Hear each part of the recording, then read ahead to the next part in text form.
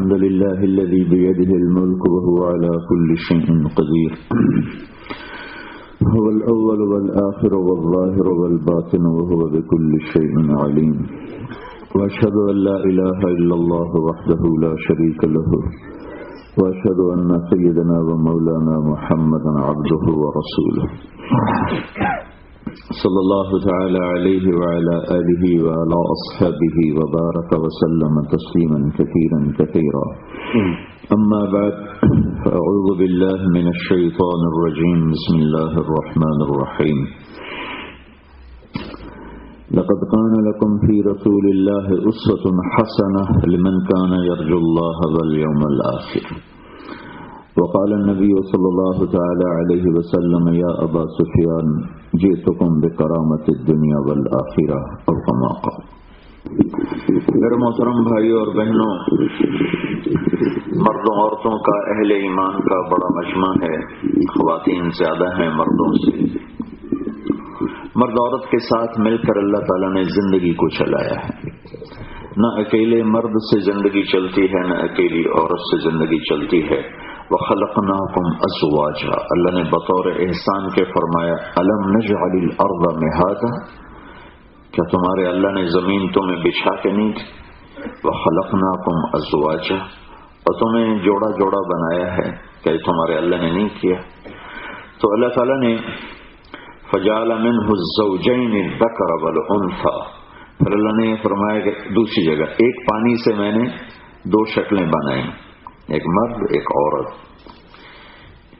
ایک لڑکا ایک لڑکی۔ پھر اللہ تبارک و تعالیٰ فرماتے ہیں من آیاتہ ان خلق لکم من انفسکم ازواجا لتسکنوا الیہا وجعل بینکم مودۃ ورحمہ، کہ یہ تیرے رب کی نشانیوں میں سے ہے کہ وہ کسی کو عورت بنا دیتا ہے، کسی کو مرد بنا دیتا ہے، پھر آپس میں ان کا جوڑ بٹھاتا ہے، ان کی شادی کرتا ہے، پھر ایک دوسرے کے لیے دل میں محبت پیدا کر دیتا ہے۔ یہ اللہ تعالیٰ کی نشانیوں میں سے ہے، اس کی قدرت کا شاہکار ہے۔ تو اللہ نے ان دونوں سے زندگی کو چلایا ہے۔ آدم علیہ السلام اکیلے جنت میں تھے، جنت جیسی جگہ میں تھے، اداس رہتے تھے۔ جب اللہ تعالیٰ نے حوا کو پیدا فرمایا تو پھر جا کر جنت میں دل لگنا شروع ہوا، اور جب اللہ نے دونوں کو جدا کیا تو وہ اپنی جگہ پہ 40 سال روتے رہے اور حوا اپنی جگہ پہ 40 سال روتی رہیں، اور ان کے آنسو خشک نہیں ہوئے کہ ان دونوں کے ملنے سے زندگی کا کاروان چلتا ہے۔ یہ مل کر چلیں تو زندگی اگلی نسل میں جاتی ہے، وہ مل کر چلیں تو زندگی اس سے اگلی نسل میں جاتی ہے۔ اگر یہ ٹوٹنا شروع ہو جائیں گے اور الگ ہونا شروع ہو جائیں گے، جیسے آج پوری دنیا میں یہ ہو گیا ہے کہ چھوٹی چھوٹی باتوں پر الگ ہو رہے ہیں، طلاقیں ہو رہی ہیں، وہ اس کو چھوڑ رہی ہے، وہ اس کو چھوڑ رہا ہے، اس کو اس کی پرواہ نہیں، اس کو اس کی پرواہ نہیں، ہمیں گھر مل جائے گا، ہمیں الاؤنس مل جائے گا، ہمیں پیسے مل جائیں گے، ہمیں کسی کی کوئی پرواہ نہیں۔ یہ ہم اللہ کے نظام کو چیلنج کر رہے ہیں، اور جو آدمی اللہ کے نظام کو توڑتا ہے اس کی زندگی میں سے زندگی نکل جاتی ہے، بس دن رہ جاتے ہیں جنہیں وہ گنتا ہے اور آنے والے وقت کا وہ انتظار کرتا ہے۔ زندگی اپنی خوبصورتی کے ساتھ اس کے اندر سے نکل جاتی ہے۔ زندگی کیسے گزارنی ہے اس کا علم اللہ نے انسان کو نہیں دیا۔ روٹی کیسے کھانی ہے، کپڑا کیسے بنانا ہے، یہ علم اس نے خود سیکھ لیا، لیکن زندگی گزارنی کیسے ہے، گھر کیسے بنانا ہے، ہر ملک کے لحاظ سے کیا میٹیریل ہو، سڑک کیسے ہو، یہ سارا کچھ آپ دیکھ رہے ہیں انسان خود کر رہا ہے۔ لیکن یہ سارا کچھ وہ اس لیے کر رہا ہے کہ میں اچھی پرسکون زندگی گزاروں۔ جس پرپز کے لیے وہ یہ سب کچھ ہوا ہے وہ حاصل نہیں ہے۔ تو 6 براعظم پھرا ہوں، کئی دفعہ پھرا ہوں، ساری محنت ہے کہ زندگی میں چین آئے، سب کچھ موجود ہے، صرف وہ نہیں جس کے لیے محنت ہو رہی۔ ساری چیزیں موجود ہیں لیکن ان چیزوں کے پیچھے جو مقصد ہے کہ سکھ ملے، چین ملے، سکون ملے، وہ کوئی نہیں ہے۔ اور چیزیں زندگی کو خوش نہیں کر سکتی، اور چیزوں کی کمی زندگی کو پریشان نہیں کرتی. زندگی کے پریشان ہونے کا سبب انسان کے اندر ہے اور زندگی میں خوشیاں لانے کا سبب انسان کے اندر ہے. اللہ نے چیزوں میں تو کم زیادہ رکھا ہے، اس کو زیادہ پیسہ دیا. نحن قسمنا بینہم معیشتہم، ہم نے تمہارے اندر تقسیم کیا ہے، کسی کو زیادہ دیا ہے، کسی کو کم دیا ہے. اور ما نشاء لمن نرید، ہم جس کو چاہتے ہیں دیتے ہیں، جتنا چاہتے ہیں دیتے ہیں. اس میں اللہ کا اپنا نظام ہے، اس کا اپنا نظام چل رہا ہے. لیکن خوشی اور غم، چین بے چینی، سکون بے سکونی، یہ اللہ نے سب کے لیے برابر کر دیا ہے. ہر مرد عورت کے اندر پورا سسٹم موجود ہے اور اس کے اندر موجود ہے. باہر سے ایک پینی کی ضرورت نہیں اور باہر سے کسی چیز کی ضرورت نہیں ہے. اگر وہ اپنے اس سسٹم کو آن کر دے گا تو مرد ہے تو سکھ پائے گا، عورت ہے تو سکھ پائے گی. چیزیں ہوں گی تو بھی ٹھیک ہے، نہیں ہوں گی تو بھی ٹھیک ہے. وہ انگلینڈ میں رہے، پاکستان میں رہے، وہ انڈیا میں رہے، جہاں بھی رہے گا، وہ مکہ میں رہے، اگر اس نے اس نظام کو فالو کر لیا جو اللہ اس کے رسول نے بتایا ہے، اس کی زندگی میں سکون ہوگا. اگر اس نظام کے خلاف چلے گا یا چلے گی تو پھر وہ زندگی کی خوشیاں بھول جائے. تو زندگی کیسے گزارنی ہے یہ علم انسان کو نہیں ملا. روٹی کیسے کھانی ہے، کپڑا کیسے بنانا ہے، گاڑی کیسے بنانی ہے، جہاز کیسے بنانا ہے، بلڈنگ کیسے بنانی ہے، یہ علم اللہ نے دے دیا، لے لو. لیکن زندگی کیسے گزارنی ہے یہ علم اللہ نے اپنے پاس رکھا. پھر اپنے ذریعے سے کنورٹ کیا اپنے نبیوں کو. نبی وہ علم لے کر آتے ہیں جو انسان کے پاس نہیں ہے. ساری زندگی ٹکریں مارتے رہیں، ہم نہیں جان سکتے کہ اللہ کون ہے اور اللہ کیسا ہے اور اللہ کیا ہے اور اللہ کیا چاہتا ہے.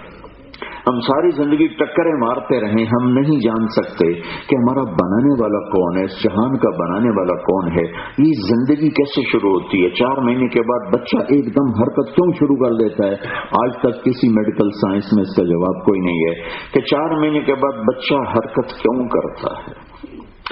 اور آج تک میڈیکل سائنس میں اس کا جواب کوئی نہیں کہ یہ مر کیسے جاتا ہے. موت کیا ہے؟ موت کسے کہتے ہیں؟ 200 جواب ہیں اس کے میڈیکل سائنس، 200 کہ موت یہ ہے، موت یہ. ایک بھی صحیح نہیں، سارے ہی غلط، کیونکہ وہ اپنی عقل سے زندگی کو دیکھ رہے ہیں، اپنی عقل سے موت کو دیکھ رہے ہیں. اور یہ اس کے لیول سے اوپر کا کوشچن ہے، اس کے لیول سے اوپر کا علم ہے. انسان کو یہ علم نہیں ملا. پھر موت کے بعد کیا ہونا ہے، قبر میں جا کے کیا ہونا ہے، یہ علم انسان کو نہیں ملا. کیا موت اینڈ ہے یا موت کے بعد کچھ اور ہے، یہ علم انسان کے پاس کوئی نہیں ہے. کس نے جہان بنایا، کیسے بنایا، کیوں بنایا، مجھے کیوں بنایا، مجھے کیوں مارا، اس کو کیوں موت آئی، اس کو کیوں موت آئی، یہ سب کچھ کیا ہے؟ یہ وہ سوال ہیں جہاں بل ادارک علمہم فی الآخرہ بل ہم فی شک منہا بل ہم منہا عمون. یہاں آ کر انسان کا علم ختم ہو جاتا ہے، وہ تھک جاتا ہے، وہ گر جاتا ہے، اسے نہیں پتا چلتا کہ کون ہے کون ہے. سعید بن زید رضی اللہ تعالیٰ عنہ 10 مبشرہ میں ٹاپ 10 صحابہ میں سے.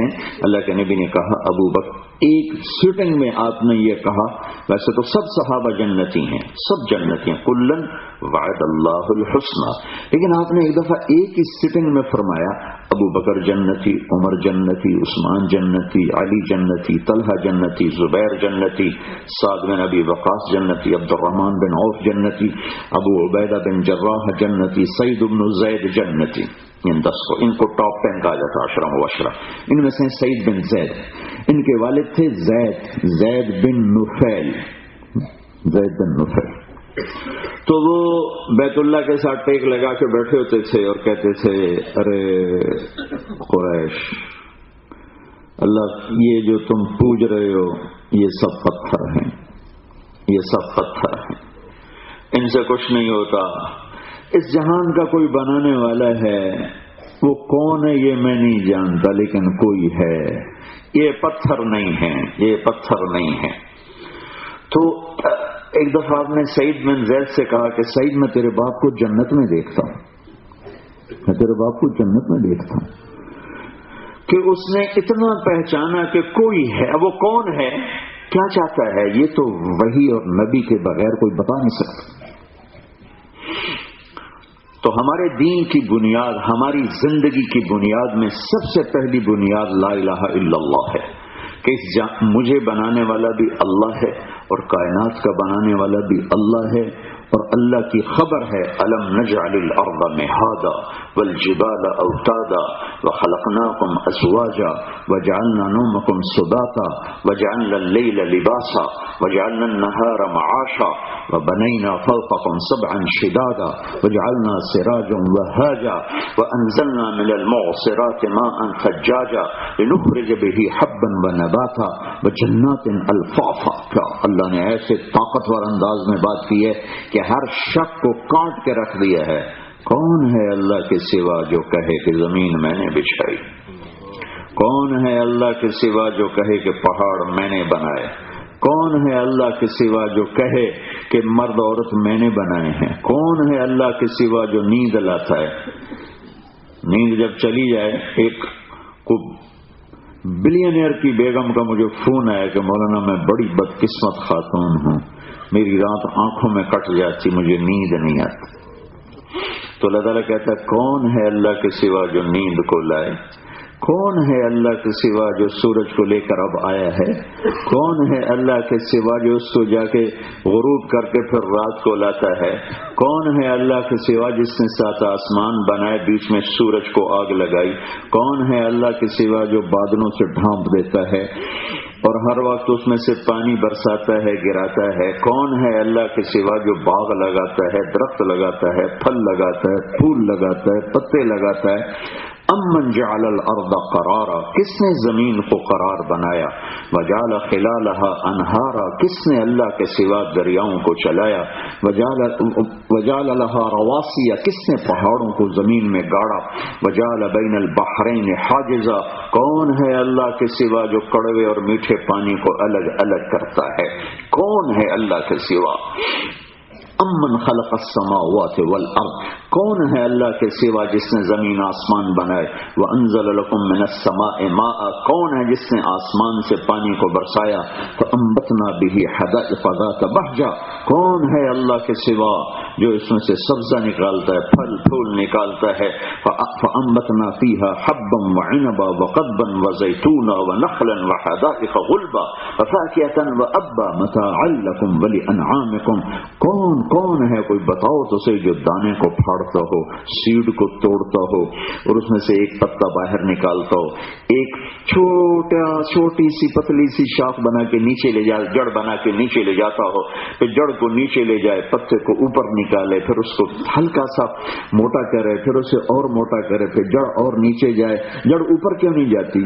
تنا نیچے کیوں نہیں جاتا؟ یہ عقل مندی جڑ میں ہے، زمین میں ہے، پتے میں ہے، شاخ میں ہے یا سیڈ میں ہے، کس میں ہے؟ میں نے تو جا کے یوں پھینک دیا۔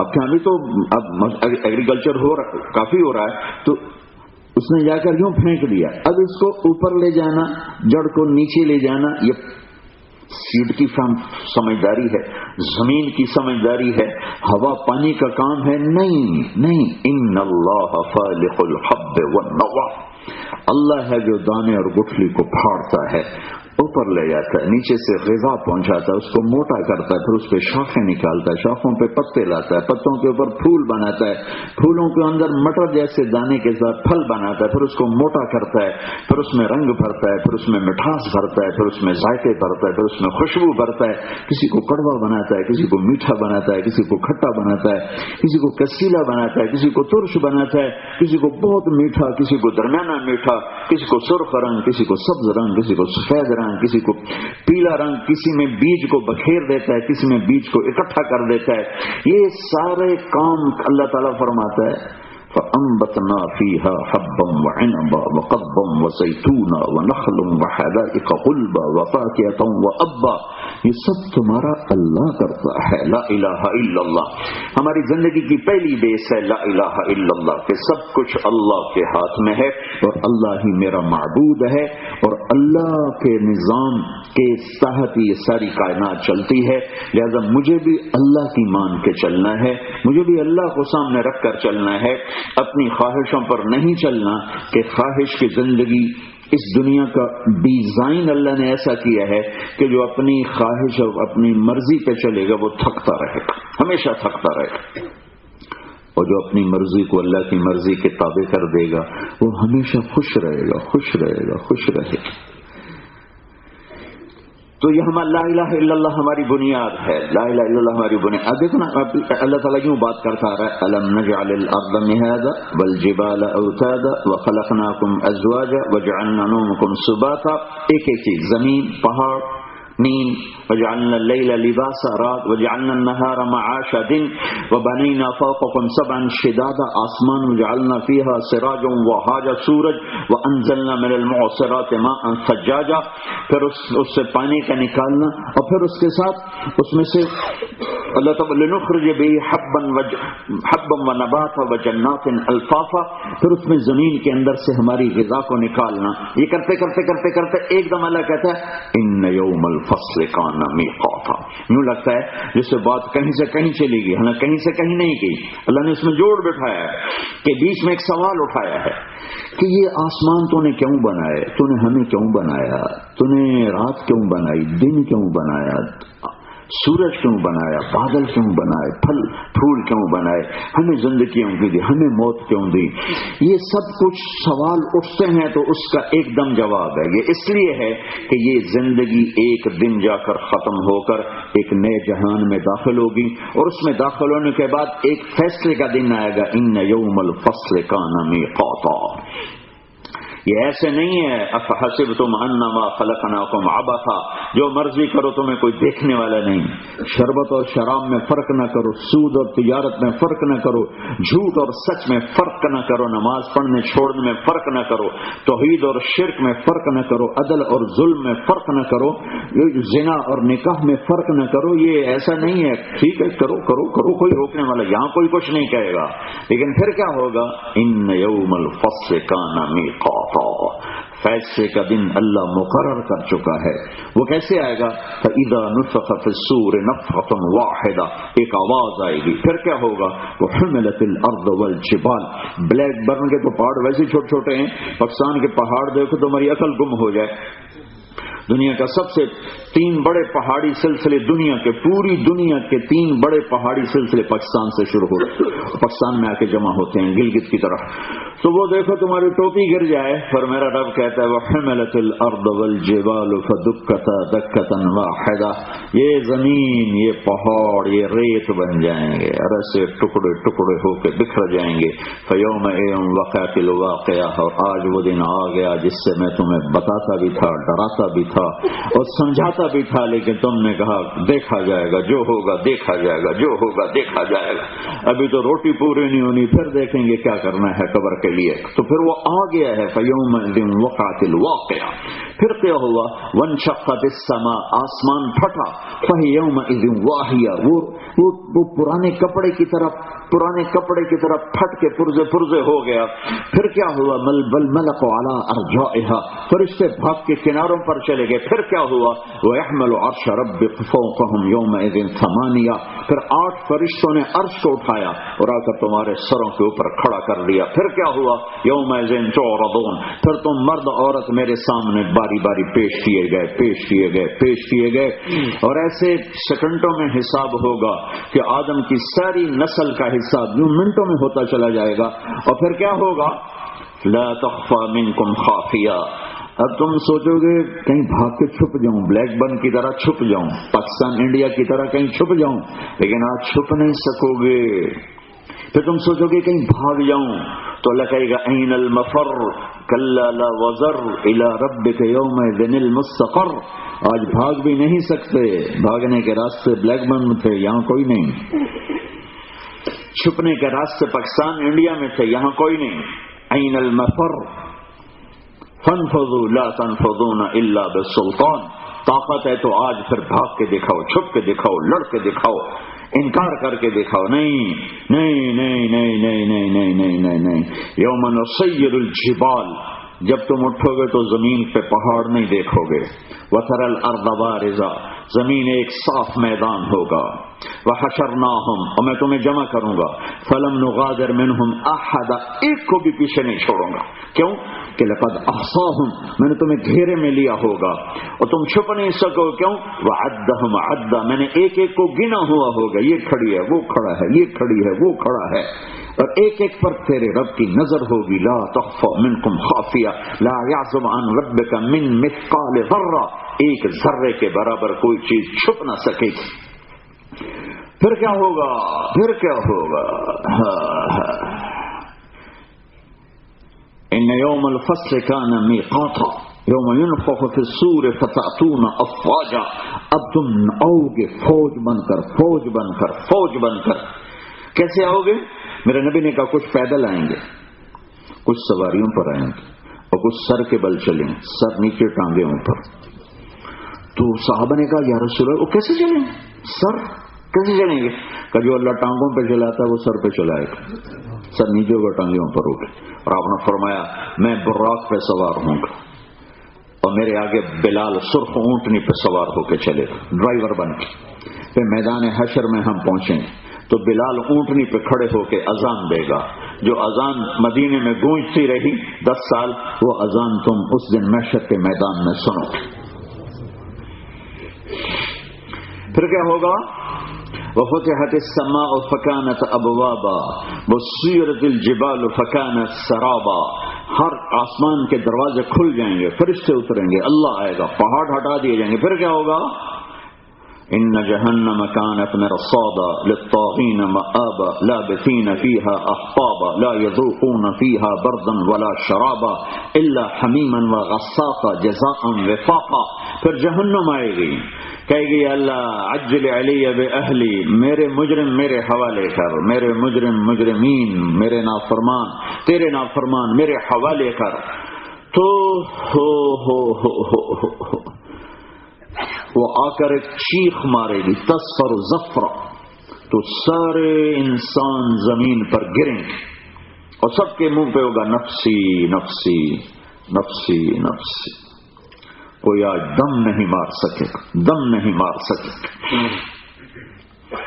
اور پھر اللہ تعالیٰ کا فرمان ہوگا هذه صحفكم تقرأ علیکم، میرے بندو اب تمہاری فائل میں کھولنے لگا ہوں، ہر عورت ہر مرد کی فائل میں کھولنے لگا ہوں۔ اقرأ کتابک، خود پڑھو، کفا بنفسک اليوم علیک حسیبا، مجھے کہیں سے کسی اور گواہ کی ضرورت نہیں ہے، کوئی وٹنس نہیں چاہیے، تمہاری اپنی کتاب تمہارے وٹنس ہے۔ یہ ہے تیری رات، یہ ہے تیرا دن، یہ ہے تیری جوانی، یہ ہے تیرا بڑھاپا، یہ ہے تیرا مال، یہ ہے تیرا فقر، یہ تیری بیماری، یہ صحت، یہ عروج، یہ زوال، دیکھ کوئی غلط تو نہیں لکھا۔ تو اس کے جواب میں پڑھنے والا کیا کہے گا؟ ما لهذا الكتاب لا يغادر صغيرا ولا كبيرا الا احصاها، ہے مر گیا، اس کتاب نے تو کچھ بھی نہ چھوڑا۔ تو اللہ تعالیٰ بتا رہا ہے یہ سب کچھ میں نے کیوں بنایا ہے اور تمہیں کیوں بنایا ہے؟ یہاں تک پہنچانے کے لیے کہ ایک دن فیصلے کا آئے گا، ادھر جنت آئے گی، ادھر جہنم آئے گی۔ اللہ تعالیٰ جہنم میں سے کہے گا فذوقوا فلن نزیدکم الا عذابا، جہنم والوں کے لیے سب سے خوفناک قرآن میں جو آیت ہے وہ یہ ہے، سب سے شدید آیت جہنم والوں کے لیے یہ ہے، فذوقوا فلن نزیدکم الا عذابا، چکھو یہ عذاب ہمیشہ بڑھتا جائے گا۔ اور جنت والوں کے لیے ساتھ لپے پر فرق بدل دیتا ہے، جہاں جنت آتی ہے جہنم آتی، جہاں جہنم آتی ہے جنت آتی، اور اللہ جنت کو زیادہ تفصیل سے کھولتا ہے، جنت کو، جہنم کو ذرا گھٹ کے، جنت کو ذرا تفصیل سے، کہ لوگ اللہ سے امید زیادہ ہونی چاہیے، ڈر تھوڑا ہونا چاہیے، امید زیادہ ہونی چاہیے۔ اللہ خوف اور ایمان، خوف اور امید کے درمیان ایمان ہے، لیکن خوف سے زیادہ امید کو غالب رکھنا چاہیے، کہ بعض اوقات شیطان نا امید کر دیتا ہے کہ اب ٹھیک ہے اب جو مرضی کرو، آگے جہنم تو ہے ہی، لہذا جو کرنا ہے یہی کر لو۔ تو اللہ امید زیادہ دلاتا ہے اور خوشخبریاں زیادہ سناتا ہے، اور چونکہ دوسرا رخ بھی ہے، بتاتا ضرور ہے، لیکن جیسے جنت کے بتانے میں اٹھان ہے، ایسے جہنم کے بتانے میں وہ اٹھان نہیں ہے۔ جس زور سے اللہ جنت کو بتاتا ہے اس سے ذرا کم کر کے اللہ تعالیٰ جہنم کو بتاتا ہے، کہ اپنے بندوں کو اپنے قریب کرنا چاہتا ہے، اپنا محبوب بنانا چاہتا ہے، ان کا محبوب بننا چاہتا ہے۔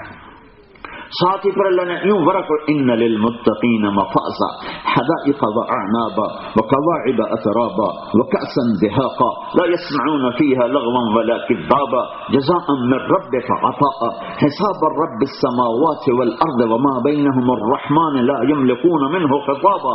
ایک دم پھر اللہ جنت کو لاتا ہے اور کہتا ہے بس خوشخبری ہو تقوی والے کو لیے کہ آج اس کے لیے جنت بھی ہے، باغات بھی ہیں، محل بھی ہیں، نوکر بھی ہیں، بیویاں بھی ہیں، خدام بھی ہیں، حشم بھی ہیں، قدم بھی ہیں، زندگی بھی ہے، موت ختم ہے، جوانی ہے، بڑھاپا ختم ہے، محبت ہے، نفرت ختم ہے، صحت ہے، بیماری ختم ہے، عروج ہے، زوال ختم ہے، نعمتیں ہیں، بھوک فقر افلاس ختم ہے، ہر قسم کی خوشیاں ہیں، دکھ درد سارے ختم ہیں. یہ یہاں تک جا کر اللہ زندگی کو پہنچاتا ہے. تمہاری پہلی بنیاد ہے لا الہ الا اللہ، کہ اللہ کے سامنے سر جھکانا، اور اللہ اس کائنات کا مالک، اور اللہ میری زندگی کا مالک. موت لائے گا، قبر میں اتارے گا، پھر اٹھائے گا، پھر یا ادھر یا ادھر، یا جنت یا جہنم، درمیان والا ٹھکانہ کوئی نہیں ہے. اور دوسری ہماری بنیاد ہے محمد الرسول اللہ. محمد الرسول جو کلمے کا ساتھ جڑا ہوا ہے، جو کلمے کا حصہ اللہ نے بنایا ہے، اور ایسا خوبصورت کر کے جوڑا ہے کہ لا الہ الا اللہ میں بھی 12 حرف ہیں اور محمد الرسول اللہ میں بھی 12 حرف ہیں. لا الہ الا اللہ میں بھی کوئی حرف نقطے والا نہیں، محمد الرسول اللہ میں بھی کوئی حرف نقطے والا نہیں. یہ تھوڑی سی اس کی میں تفصیل بتاؤں. جو ہمارے الف با تا ثا جیم ہا خا دال ذال زا را سے لے کر یا تک کچھ حروف پر نقطے ہیں، کچھ حروف پر نقطے نہیں ہیں. جن حروف پر نقطہ ہے وہ کمزور ہوتا ہے، اور جس پر نقطہ نہیں وہ طاقتور ہوتا ہے. اس وجہ سے کہ جس حرف پہ نقطہ ہے اس کو اپنا مطلب بتانے کے لیے کسی اور کی ضرورت ہے. با کو اپنا مطلب بتانے کے لیے ایک نقطے کی ضرورت ہے. تا اس سے بھی زیادہ کمزور ہے تو اس کو اپنا مطلب بتانے کے لیے 2 نقطوں کی ضرورت ہے. فا اس سے بھی زیادہ کمزور ہے تو اس کو اپنا مطلب بتانے کے لیے 3 نقطوں کی ضرورت ہے. اور الف اور ہا اور دال اور را اور سین اور صاد اور تا اور لام اور میم اور کاف اور واو اور حمزہ یہ طاقتور ہیں، کیونکہ یہ اپنا مطلب بتانے کے لیے کسی حرف کے کسی نقطے کے محتاج نہیں ہیں. ابن المنظور رحمۃ اللہ علیہ نے اس پر بھی بہت خوبصورت کلام کیا ہے. سین طاقتور، شین کمزور. سین کو اپنا مطلب بتانے کے لیے کسی ہر نقطے کی ضرورت نہیں ہے، شین کو اپنا مطلب بتانے کے لیے 3 نقطوں کی ضرورت ہے. تو جن پہ نقطہ ہے کمزور، جس پہ نقطہ نہیں وہ طاقتور. جب اللہ نے اپنا نام بنایا تو اللہ بنایا، کوئی نقطے والا حرف ہے؟ نہیں ہے نا. جب اللہ نے حبیب کا نام بنایا تو محمد بنایا، کوئی نقطے والا حرف ہے؟ جب دوسرا نام رکھا تو احمد رکھا، تو کوئی اس میں نقطے والا حرف ہے؟ پھر جب کلمہ بنایا تو لا الہ الا اللہ، کوئی نقطے والا حرف نہیں. محمد الرسول اللہ، کوئی نقطے والا حرف نہیں. لا الہ الا اللہ 12 حرف، محمد الرسول اللہ 12 حرف. یہ خوبصورت کلمہ بنا کر اپنے حبیب کا نام اپنے ساتھ جوڑ کر یہ اعلان کیا کہ قیامت تک جس مرد عورت کو کامیابی چاہیے، عزت چاہیے، چین چاہیے، سکون چاہیے، اسے میرے نبی کے طریقے پر آنا پڑے گا. جب آپ معراج پہ گئے تو آپ نے اللہ سے پوچھا یا اللہ، ابراہیم خلیل تھے، موسیٰ کلیم تھے، داؤد کے لیے لوہا نرم، سلیمان کے لیے ہوا تابع، اور عیسیٰ علیہ السلام کے لیے مردے زندہ، فماذا جعلت لی، میرے لیے کیا ہے؟ تو اللہ تعالیٰ نے فرمایا اولیس قد آتیتک افضل من ذلک کلہ، میرے محبوب میں نے آپ کو وہ دیا ہے جو کسی کو نہیں. اچھا یا اللہ کیا ہے؟ کہ اللہ ذکرت الا ذکرت معی، قیامت تک تیرا میرا نام اکٹھا رہے گا، الگ نہیں ہو سکتا. لا الہ الا اللہ بولو آگے. یہ بدل سکتا ہے؟ اے میرے حبیب تیرا میرا نام اکٹھا ہو گیا، کبھی جدا نہ ہوگا. شرحت لک صدرک، میں نے تیرا سینہ کھولا. وضعت عنک وزرک، میں نے تیرے بوجھ ہلکے کیے. ورفعت لک ذکرک، میں نے تیرے نام کو بلند کر دیا. وجعلتک فاتحا وخاتما، میں نے فاتح بھی تمہیں بنایا، خاتم بھی تمہیں بنایا. فاتح ہیں تو خاتم نہیں، خاتم ہیں تو فاتح نہیں. فاتح تو کہتے ہیں جو پہل کرے، خاتم کہتے ہیں جو آخر میں آئے. جو آخر میں ہے وہ پہلے نہیں، جو پہل ہے وہ آخر میں نہیں. لیکن میرے نبی دنیا میں آنے کے لحاظ سے خاتم، سب سے آخری مہر لگانے والے، اور وجود میں آنے کے لحاظ سے سب سے پہلے. کہ میرے نبی نے فرمایا اللہ تعالیٰ نے کائنات کو بنانے سے 2000 سال پہلے یا 1000 سال پہلے سورہ یاسین کی تلاوت فرمائی. اور سورہ یاسین کی تلاوت کیا ہے؟ یاسین والقرآن الحکیم انک لمن المرسلین. اے میرے حبیب، مجھے قسم ہے قرآن حکیم کی آپ میرے رسول ہیں. تو کائنات بننے سے پہلے عرش، فرش، لوح، قلم، کرسی، جنت، دوزخ، جبریل، میکائیل، عزرائیل، اسرافیل، مشرق، مغرب، شمال، جنوب، آگ، پانی، مٹی، ہوا، چاند، تارے، سورج، سیارے، دھرتی، آکاش، اس سب سے پہلے میرے اللہ نے اپنے حبیب کو بنایا اور اپنے نام کے ساتھ جوڑا، اپنے نام کے ساتھ جوڑا، اور یہ اعلان کیا فلا وربک لا یؤمنون حتی یحکموک فیما شجر بینہم ثم لا یجدوا فی انفسہم حرجا مما قضیت ویسلموا تسلیما. اے میرے حبیب، مجھے تیرے رب کی قسم، یہ قرآن کی سب سے خوبصورت قسم ہے. قرآن نے کئی قسمیں اٹھائی ہیں، والضحی واللیل اذا سجی والشمس اذا ضحاها والشمس وضحاها والقمر اذا تلاها. یہ بہت ساری قسمیں ہیں، لیکن جو سب سے خوبصورت قسم قرآن نے اٹھائی ہے وہ یہ ہے فلا وربک. اے میرے محبوب، مجھے تیرے رب کی قسم. یہ محبت کی انتہا ہے تو خود اللہ خود ہی ہے نا، لیکن قسم ایسے اٹھا رہا ہے جیسے اللہ کے نبی کا رب کوئی اور ہے، اور یہ قسم اٹھانے والا کوئی اور ہے. یوں کہہ رہا ہے مجھے تیرے رب کی قسم، حالانکہ قسم تو خود اٹھا رہے ہیں اللہ تعالیٰ. یہ اظہار محبت میں آخری درجہ ہے عربی زبان میں کہ غیر بن کے قسم اٹھائی جائے، غیر بن کے فلا وربک، تیرے رب کی قسم. یہ بلیک بن کی عورتوں کو بتا دے، مردوں کو بتا دے لا یؤمنون حتی یحکموک فیما شجر بینہم، جب تک تیرے طریقوں پہ راضی نہیں ہوں گے میں ان کا ایمان قبول نہیں کروں گا. جب تک تیرے طریقوں پہ راضی نہیں ہوں گے ان کا ایمان قبول نہیں ہے. ہر حال میں اللہ کے محبوب کے سانچے میں ڈھل جانا. اللہ کی قسم ایک ہی ہستی ہے جس سے اللہ نے پیار کیا، تو اللہ جسے پسند کرے تو وہ کیا چیز ہوگی. میری پسند میرے لیول کے مطابق، جتنا میرا آئی کیو ہے اس کے مطابق میری پسند، آپ کے آئی کیو کے مطابق آپ کی پسند ہے. لیکن اللہ جو خالق اور مالک ہے، جب وہ کسی چیز کو کسی کو حبیب بنائے اور کسی کو پسند کرے تو اللہ اپنے لیول پر پسند کرے گا نا. کیا چیز ہے.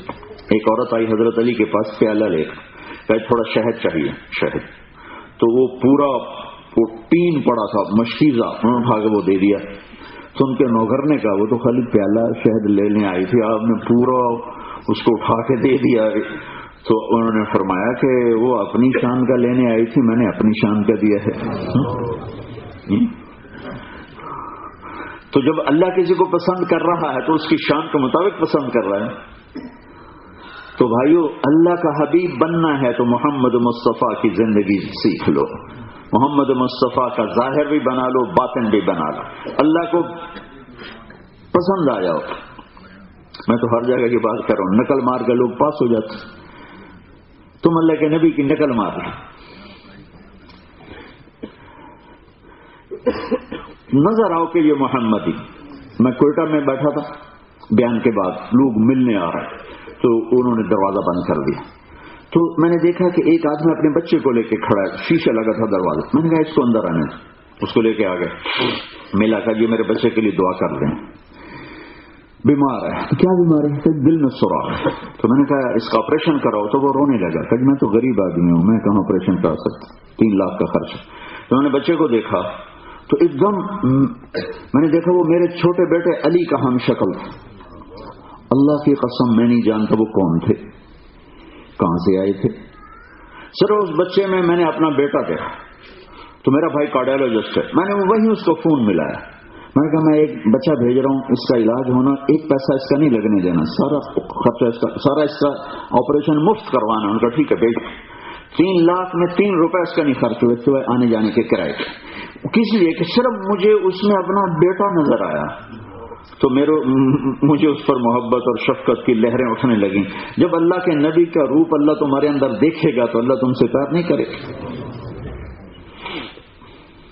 لا الہ الا اللہ محمد الرسول اللہ، یہ کلمے کا لازمی جز ہے.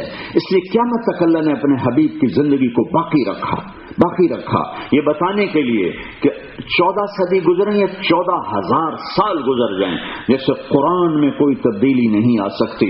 میرے محبوب کی زندگی بھی کھلی کتاب کی طرح ہے، اس میں اس کو کوئی چھپا نہیں سکتا، کوئی مٹا نہیں سکتا، کوئی گھٹا نہیں سکتا، کوئی بڑھا نہیں سکتا، کوئی نکال نہیں سکتا، کوئی ڈال نہیں سکتا. اس لیے کہ میرے نبی کا علم سند کے ساتھ، اس امت نے سند کو ایجاد کیا. میں جو ممبر پر بیٹھ کے حدیث بیان کرتا ہوں تو ایسے اخبار پڑھ کے نہیں بیان کر رہا ہوں، کوئی ڈائجسٹ پڑھ کے نہیں بیان کر رہا ہوں، کوئی ٹائم رسالہ پڑھ کے نہیں بیان کروں، بلکہ میرے پیچھے ایک حدیث کا سلسلہ ہے جو حضور پاک صلی اللہ تعالی علیہ وسلم تک سند کے ساتھ جاتا ہے کہ میرے استاد محمد عبداللہ جن سے میں نے بخاری شریف پڑھی، انہوں نے خیر محمد سے، انہوں نے محمد یاسین سے، انہوں نے انور، انہوں نے ابو محمود الحسن سے، انہوں نے محمد قاسم سے، انہوں نے عبد الغنی سے، انہوں نے محمد اسحاق سے، انہوں نے عبد العزیز سے، انہوں نے شاہ ولی اللہ سے، انہوں نے ابو طاہر مدنی سے، انہوں نے ابراہیم کردی سے، انہوں نے احمد القشاشی سے، انہوں نے ابو المواہب الشناری سے، انہوں نے ابو یحییٰ انصاری سے، انہوں نے محمد بن احمد الرملی سے، انہوں نے ابن حجر الاسقلانی سے، انہوں نے احمد بن ابی طالب الحجار سے، اور انہوں نے حسین بن مبارک الزبیدی سے، اور انہوں نے عبد الاول بن عیسیٰ الحربی سے، انہوں نے عبد الرحمن بن مظفر الداودی سے، اور انہوں نے محمد بن احمد السرخسی سے، انہوں نے محمد بن یوسف الفربری سے، اور انہوں نے امام بخاری سے، امام حمیدی نے سفیان سے یحییٰ بن سعید سے ابراہیم تیمی کہتے ہیں میں نے عمر سے سنا، عمر کہتے ہیں میں نے محمد مصطفیٰ سے سنا. یہ سارا میرے نبی کا کلام یوں آتا ہے، یوں نہیں آتا کہ اخبار میں یوں لکھا ہے اور نیٹ میں یوں لکھا ہے. اس کا کیا خبر کس نے لکھا ہے، کیا لکھا ہے.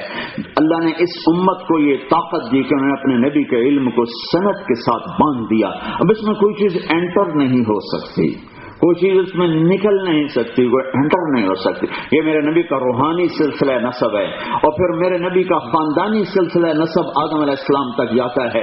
وہ محمد بن عبداللہ بن عبد المطلب بن ہاشم بن عبد مناف بن قصی بن کلاب بن مرہ بن کعب بن لبی بن غالب بن فہر بن مالک بن نضر بن کنانہ بن خزیمہ بن مدرکہ بن الیاس بن مدر بن نزار بن معد بن عدنان بن اود بن حمیسہ بن سلامان بن عوز بن بوز بن قموال بن عبی بن عوام بن ناشد بن حزاب بن بلداس بن یدلاف بن طابق بن جاحم بن ناحش بن ماکی بن عیفی بن عبقر بن عبید بن الدعاء بن حمدان بن سمبر بن یثربی بن یحزن بن یرحن بن ارعوا بن عید بن زیشان بن عیسر بن اقناد بن ایہام بن مقصر بن ناحث بن زار بن سمی بن مزی بن عوض بن عرام بن قیدار بن اسماعیل بن ابراہیم بن آذر بن ناحور بن سروج بن رعو بن فائل بن عابر بن ارفخشاد بن سام بن نوح بن لامک بن متوشالح بن ادریس بن یرد بن ملحلعیل بن قینان بن آنوش بن شیسر بن آدم علیہ السلام. اب حجت تمام ہے. یہ میں نے تھوڑا سا جو میں نے اگلی بات کرنی ہے بھائیو، یہ ہماری پہلے میں نے بیس بتائی کہ مسلمان عورت مرد کی بیس کیا ہے. پیسہ نہیں، ڈگری نہیں، لا الہ الا اللہ محمد الرسول اللہ، یہ بیس ہے.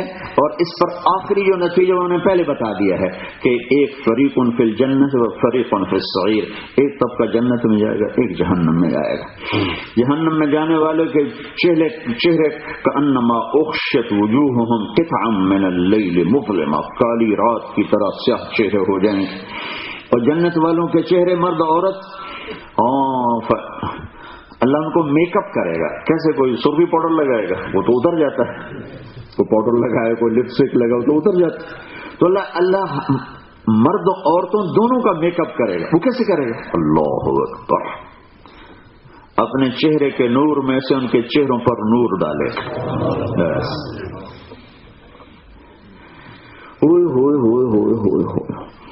جنت کی لڑکی حور جو مشک عنبر زعفران کافور سے بنی ہے. ہم بنے ہیں آگ پانی مٹی ہوا سے، وہ بنی ہے مشک عنبر زعفران کافور سے. اللہ نے اس کو ایسا حسن بخشا ہے کہ سورج کو فنگر ٹپ دکھا دے، صرف فنگر ٹپ، یہ اتنا چہرہ نہیں، فنگر ٹپ. سورج کے سامنے ایسے کر دے تو اللہ کی قسم سورج نظر نہیں آئے. جیسے سورج کے سامنے تارے نظر نہیں آتے، اس کی فنگر ٹپ کے سامنے سورج نظر نہیں آئے گا. اس سے آپ سوچو اس کا چہرہ کتنا خوبصورت ہوگا. ذہن میں آیا؟ اب یہ ایمان والی عورتیں جو جمع ہیں اور پوری دھرتی میں جتنے ایمان والے مرد عورت ہیں، جب اللہ ان پر اپنے چہرے کا نور ڈالے گا تو ان کو ایسا حسن ملے گا اس ایمان والی عورت کو کہ اس جنت کی لڑکی سے جس کی فنگر ٹپ کے سامنے سورج نظر نہیں آتا، یہ اس سے 70,000 گنا زیادہ خوبصورت ہو جائے گی. وہ کالی ہے، وہ موٹی ہے، وہ پتلی ہے، وہ چھوٹی ہے، بوڑھی ہے، جوان ہے. ایک بوڑھی آئی، یا رسول اللہ دعا کرے میں جنت میں جاؤں. آپ مذاق بھی کیا کرتے تھے، دین میں خشکی نہیں ہے، بعضوں کو زیادہ قبض ہو جاتی ہے، خشکی چڑھ جاتی ہے. تو آپ نے کہا اما جی بوڑھی عورت تو جنت میں جائے گی نہیں. تو بیچاری رونے لگی. پھر آپ نے فرمایا ماں جی رو نہیں، اللہ تمہیں جوان بنا کے جنت میں ڈالے. جنت میں کوئی بوڑھا ہے ہی نہیں، سب 33 سال کی عمر پہ فکس ہو جائیں.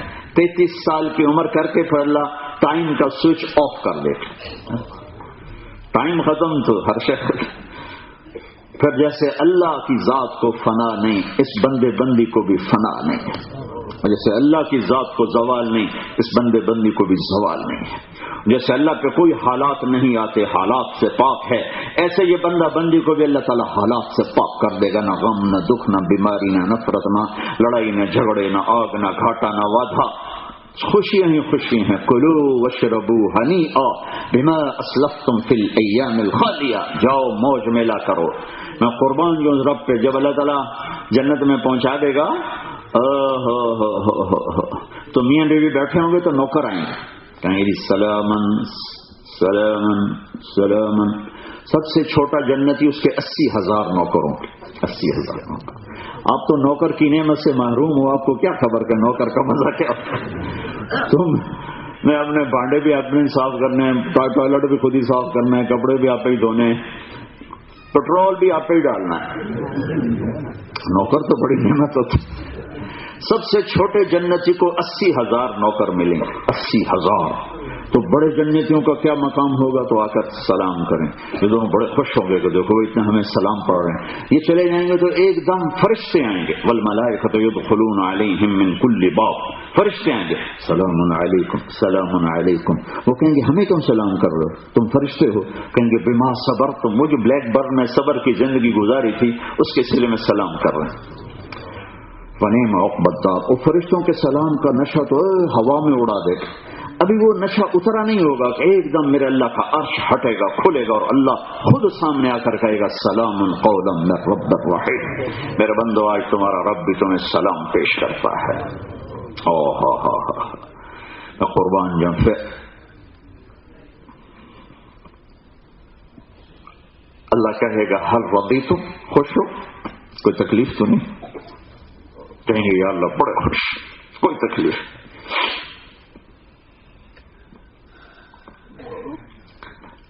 پھر اللہ تعالیٰ کہے گا افلا اعطیکم بافضل من ذلک، اب میں تمہیں جنت سے اعلیٰ چیز دوں، جنت سے اعلیٰ چیز دوں. کہے گا اللہ ایو شیء افضل، جنت سے افضل کیا چیز ہو سکتی؟ تو میرا رب کہے گا احل علیکم رضوانی، جاؤ میں راضی ہو گیا. فلا اسخط علیکم ابدا، اب میں کبھی ناراض نہیں ہوں گا. اس پر یہ سارے کہیں گے جنتی مرد عورت یا اللہ ہمیں تو پتہ نہیں تھا تو ایسا جمال والا ہے، حسن. اللہ سامنے جو ہوگا تو ہم تو ایسے ٹکریں مارتے رہے، نمازیں تو پڑھی پر اچھی نہیں پڑھی. آج ہم تمہیں سجدہ کرنا چاہتے ہیں، ہمیں اجازت دے ہم تمہیں سجدہ کریں. جیسے دنیا میں کیے تھے نا دیکھے بغیر، آج چاہتے ہیں دیکھ کے کریں. تو میرا رب کہے گا سبحان اللہ میرے بندو، دنیا میں تم میرے بندے تھے، میں تمہارا معبود اور آقا تھا، تو تمہارے ذمہ میری عبادت تھی. اب تم آئے ہو میرے گیسٹ ہاؤس میں تو تم مہمان ہو، میں میزبان ہوں، اور مہمان سے کام نہیں لیا جاتا، بس جاؤ کھاؤ پیو موج کرو. کہیں گے یا اللہ تیرا دیدار کرنا چاہتے ہیں. ہاں ٹھیک ہے، ہر جمعے آ جایا کرو، ہو جایا کرے ہر جمعے 8ویں دن ہفتے کے بعد. ہاں جو جنت الفردوس والے ہیں ان کو اللہ صبح شام روزانہ اپنا دیدار کرائے. یہ 3 ٹرائی اینگل بن رہے ہیں، لا الہ الا اللہ محمد رسول اللہ اور آخرت. اس آخرت کے ٹھکانے تک پہنچنے کے لیے محمدی زندگی کی ضرورت ہے. جس کا ایک حصہ عبادت ہے، اس میں نماز، روزہ، حج، زکوٰۃ ہے. یہ چارٹ بہت مختصر ہے، بہت مختصر چارٹ ہے. 5 نمازوں کے بعد کوئی مطالبہ نہیں، 30 روزوں کے بعد کوئی مطالبہ نہیں. زکوٰۃ چلی گئی مالداروں پر، غریبوں پر نہیں. حج چلا گیا اس سے بھی زیادہ مالدار پر. عام مالدار سے حج کا مطالبہ بھی نہیں، اور پورے پیسے کا مالک ہو لیکن صحت مند نہ ہو تو بھی مطالبہ کوئی نہیں. بہت مالدار ہے لیکن بیمار ہے، چل بھائی معاف کیا. تو عبادت کا چارٹ بڑا مختصر ہے. 5 نمازیں پڑھنی ہیں، مہینے کے 30 روزے ہیں. بیمار ہو جاؤ تو چھٹی، اچھا بھائی بعد میں رکھ لیں، نہیں رکھا جا رہا بعد میں رکھ لیں. زکوٰۃ 2.5%، 2.5، اور کس پر پورا سال پڑا رہے پھر 2.5%. اگر سال سے پہلے ختم ہو جائے کوئی زکوٰۃ کا نہیں. حج پیسہ ہے، صحت ہے، جاؤ حج کرو. یہ مختصر سے چارٹ ہے. دوسرا دین کا حصہ ہے جو بہت وسیع ہے، بہت مشکل ہے. وہ ہیں اخلاق، وہ ہیں اخلاق، وہ ہیں اخلاق، اور وہ ہیں انسان، میرے نبی کی معاشرت، وہ ہے میرے نبی کا سلوک، وہ ہے میرے نبی کا طریقہ زندگی. نبی کے سارے اخلاق کا خلاصہ ایک لفظ میں بتاؤں، اگر ایک لفظ، اخلاق کتنا وسیع چیپٹر ہے کہ خود قرآن جب اپنے حق بیان کرتا ہے اللہ تو مختصر لاتا ہے، اور جب لوگوں کے حق بیان کرتا ہے تو کھلتا چلا جاتا ہے، کھلتا چلا جاتا ہے. صرف ایک جگہ سے میں دکھاتا ہوں، وَقَضَىٰ رَبُّكَ أَلَّا تَعْبُدُوا إِلَّا إِيَّاهُ. اللہ نے اپنا حق بتایا ایک سطر کہ تیرے رب نے فیصلہ کر دیا کہ عبادت صرف اللہ کی ہے، ختم. اب اللہ تعالیٰ ماں باپ کا حق بتانے لگا ہے. پہلے تھا ایک سینٹینس، ایک جملہ. اب ماں باپ کا وَبِالْوَالِدَيْنِ إِحْسَانًا ایک جملہ. إِمَّا يَبْلُغَنَّ عِندَكَ الْكِبَرَ أَحَدُهُمَا أَوْ كِلَاهُمَا دوسرا فَلَا تَقُلْ لَهُمَا أُفٍّ تیسرا وَلَا تَنْهَرْهُمَا چوتھا وَقُلْ لَهُمَا قَوْلًا كَرِيمًا پانچ وَاخْفِضْ لَهُمَا جَنَاحَ الذُّلِّ مِنَ الرَّحْمَةِ چھ وَقُلْ رَبِّ ارْحَمْهُمَا كَمَا رَبَّيَانِي صَغِيرًا سات رَبُّكُمْ أَعْلَمُ بِنُفُوسِكُمْ آٹھ إِن تَكُونُوا صَالِحِينَ نو إِنَّهُ كَانَ لِلْأَوَّابِينَ غَفُورًا. 10 جملوں میں اللہ نے ماں باپ کا حق بتایا. پورا قرآن اللہ اس طرح لاتا ہے، اپنے حقوق بڑے مختصر اور لوگوں کے حقوق بڑے لمبے، بڑے چوڑے، چونکہ سب سے زیادہ انسان جو ظلم کرتا ہے وہ آپس میں ایک دوسرے پر ظلم ہے. ایک ظلم ہے کسی کی زمین دبا لینا، یا یہ تو عام طور پر یہاں شاید ہوتا ہو، ہر جگہ جہاں انسان ہوتے ہیں جرم بھی ہوتا ہے، لیکن یہاں بہت کم ہے. ہمارے پاکستان میں بہت زیادہ ہے کہ زمین کسی کی، قبضہ کسی کا، مکان کسی کا، قبضہ کسی کا. لیکن ایک ظلم جو ہر گھر میں ہے، ہر گھر، میری بات اب غور سے سننا، ایک ظلم جو ہر گھر میں ہے وہ آپس کی بدتمیزی ہے، وہ آپس کی بدتمیزی ہے. خامن کو غصہ چڑھا تو بیوی کو گالیاں اور تھپڑ اور مار، بیوی کو غصہ چڑھا تو خامن کو گالیاں، پولیس کو ٹیلی فون. ماں باپ کو غصہ چڑھا تو اولاد کو بے عزت کیا، اولاد کو غصہ چڑھا تو ماں باپ کو بے عزت کیا، بھائی کو غصہ چڑھا تو بھائی کو ذلیل کیا، اور بھائی کو غصہ چڑھا تو اس نے بہن کو ذلیل کیا. یہ ہر گھر کا ظلم ہے، یہ ہر گھر کی تباہی ہے. آج گھروں میں جو توڑ ہے، طلاقیں ہیں، اس کے پیچھے کوئی لمبا چوڑا سلسلہ نہیں ہے، اس کے پیچھے میرے نبی کے اخلاق ختم ہو چکے ہیں. اور میں اپنے نبی کے اخلاق، سارے اخلاق کو ایک لفظ میں بتاؤں، ایک لفظ، جتنا لمبا چوڑا چیپٹر ہے. میں اپنے مدرسے میں جتنے اخلاق کے باب ہیں میں کوشش کرتا ہوں کہ میں خود پڑھوں، کہ یہ زندگی کا مشکل ترین چیپٹر ہے. میرے بھائیو، زندگی گزر گئی تبلیغ میں، مدرسوں میں، اس سے مشکل چیپٹر اور کوئی نہیں ہے. وہ کیا ہے؟ ایک لفظ، ایک لفظ، میرے نبی کے سارے اخلاق کا ایک لفظ، برداشت، سہ جانا، آہ نہ کر لبوں کو سے، اپنے لہو کے گھونٹ پی، زخم پر زخم کھا کے سہ جانا. خامن بیوی کی برداشت کر لے گھر آباد ہو جائے گا، بیوی خامن کی برداشت کر لے آباد ہو جائے گا. ماں باپ اولاد کی برداشت کریں آبادی آ جائے گی، اولاد ماں باپ کی برداشت کرے آبادی آئے گی. لیکن اب ہر آدمی یہ چاہتا ہے جو میں کہوں وہ کیا جائے. آپ کو آسان طریقہ بتاتا ہوں کسی سے اپنی منوانے کا، آپ اس کی ماننا شروع کر دو، آپ کی ماننا شروع کر دو. یہ میرے نبی کا طریقہ ہے. لیکن خامن چاہتا ہے میری مانی جائے، بیوی چاہتی میری مانی جائے. جب نہیں ہوتی تو یا لڑائی ہوتی ہے یا پٹائی ہوتی ہے یا طلاق ہوتی ہے یا گھر برباد ہوتے ہیں. اولادیں حیران پریشان ہوتی ہیں کہ ماں کدھر گئی اور باپ کدھر گیا.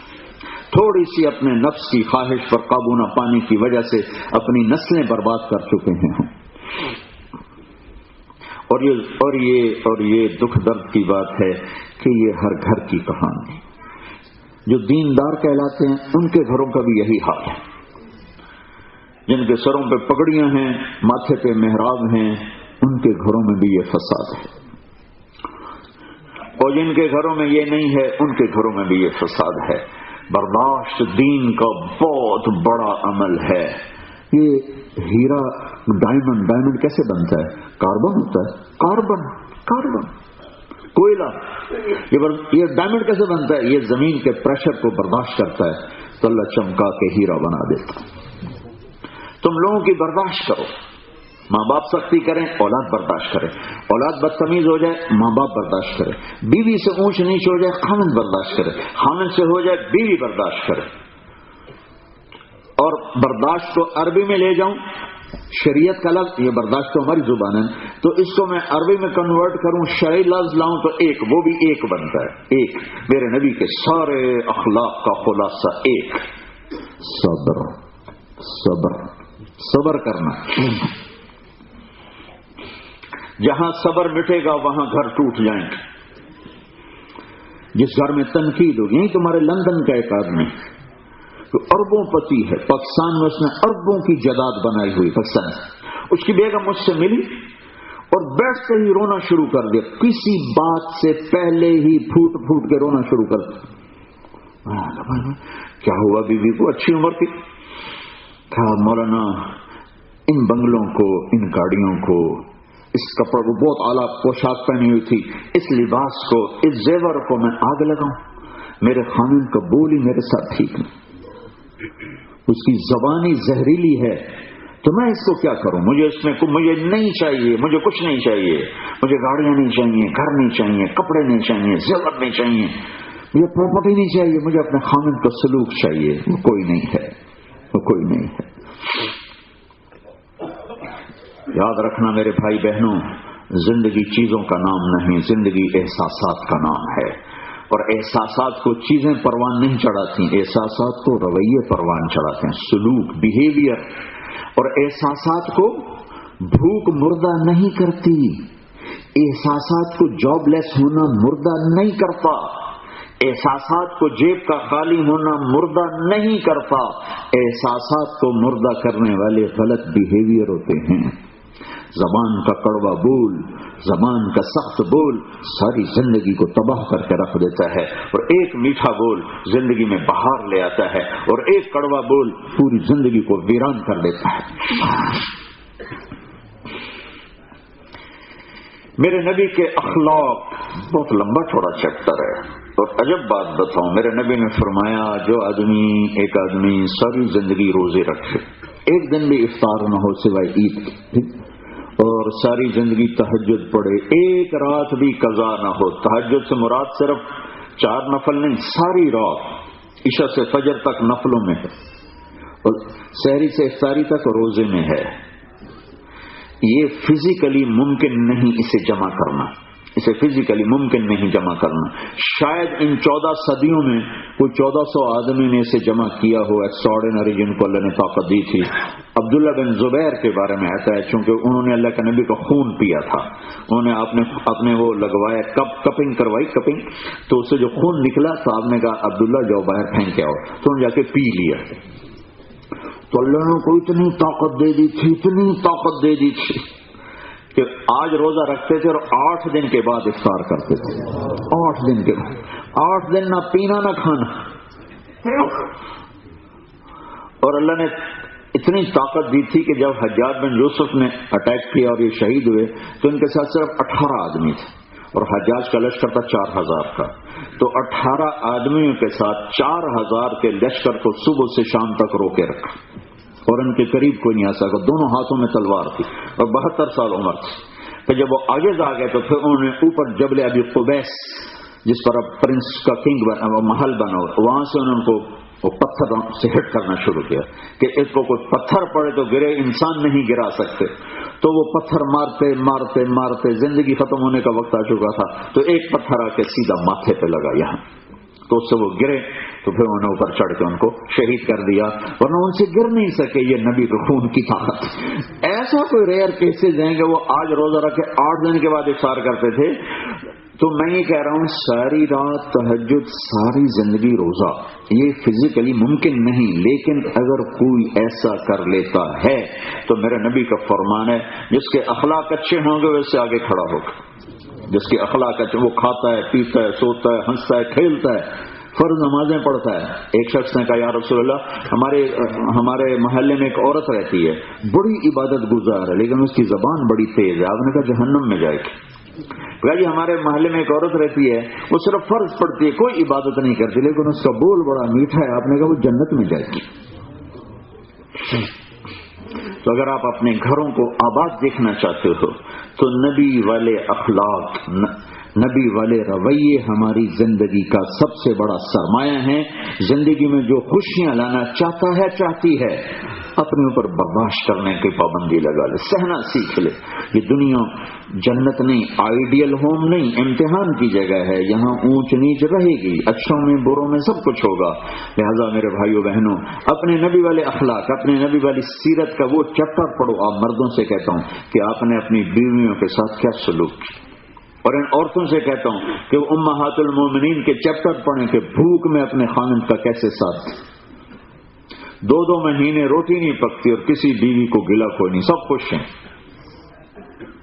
2 مہینے جس گھر میں روٹی نہ پکے, حضرت عائشہ نے فرمایا بیٹا 3 چاند گزر جاتے تھے ہمارے گھر میں چولہا نہیں جلتا تھا. یعنی 2 مہینے گزر جاتے تھے روٹی نہیں پکتی تھی, سالن نہیں پکتا تھا. تو عروہ بن زبیر ہیں پوچھنے والے, ان کا اب تو خالہ جان وہ خالہ تھیں, تو پھر گزارا کیسے ہوتا تھا؟ تو فرمایا بس پانی اور کھجور اور پانی, کھجور اور پانی. لیکن کوئی بیوی شکایت نہیں کر رہی. کیوں کہ میرے نبی کے اخلاق ایسے تھے کہ دل جیت لیے, دل جیت لو پھر سولی پہ چڑھا دو, گلے خوشی سے تیار ہوئی. اب لڑکی آتی بعد میں اور حکم پہلے تو میری بیوی ہے تو نے یہ کرنا ہے, تو نے یہ نہیں کرنا, تو نے اس سے نہیں ملنا. تو ایسے کچھ ظالم بے وقوف ہوتے ہیں. ماں باپ سے ملنے پر بھی پابندیاں لگا, تو نے ماں باپ کے گھر بھی نہیں جانا. انسانیت کے نام پہ بدنما داغ.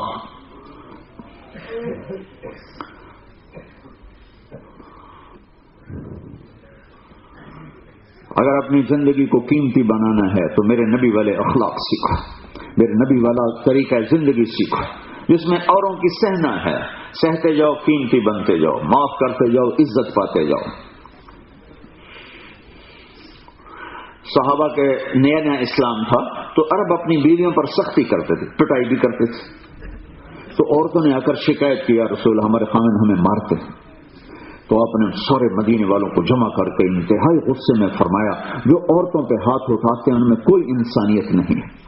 پھر آپ نے فرمایا سب سے بہترین مسلمان وہ ہے جو بیوی کے ساتھ اچھا سلوک کرے, اور میرا سب سے اچھا سلوک ہے اپنی بیویوں کے ساتھ.